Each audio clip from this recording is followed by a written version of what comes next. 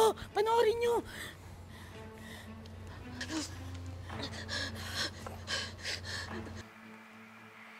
Hi, Mommy!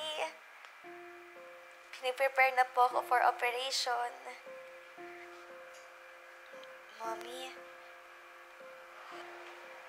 sorry po pumayag po akong magpa-opera. Pero Mommy, huwag po sana kayong magtampo Pumayag po ako kasi gusto ko pong magkasama pa po tayo ng matagal, Mommy. Mommy, pagkatapos po ng operasyon ko, bibisitahin ko po kayo. Dadalawin ko po kayo, Mommy. Pipilitin ko po si Tita Minda kahit ayaw niya po. Alam mo po, Mommy, naniniwala po ako na magiging successful tong operation ko. Kasi po mababait po ang mga doctors dito sa Apex. Magagaling din po sila, Mommy. Alam niyo po, Mommy, ang bait po ni Doc Annalyn. Siya po yung nagbigay sa akin ng lakas ng loob po para dito. Siya rin po yung nagsabi sa akin na magkakasama pa po ulit tayo. Mommy, pag-pray niyo po ako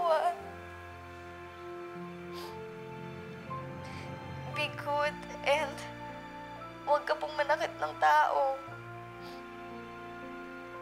Di ba po, Mommy, sabi niyo po masama po manakit ng kapwa?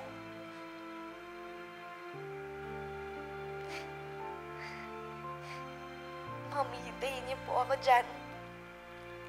Sabay po nating bubuuin yung 1,000 paper cranes. Matutupad po yung wish natin na magkakasama po tayo forever. I love you, Mommy.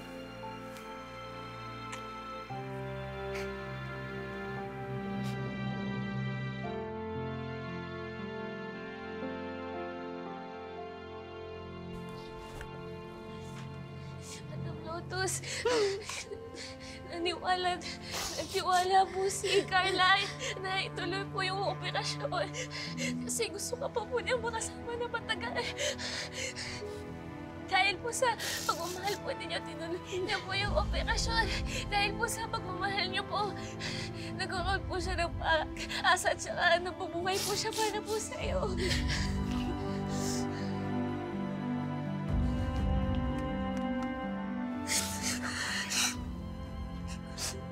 I'm so sorry.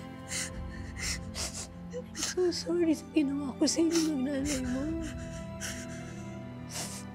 Patawarin mo ako, ha? Salamat at mabubuhay ang anak mo.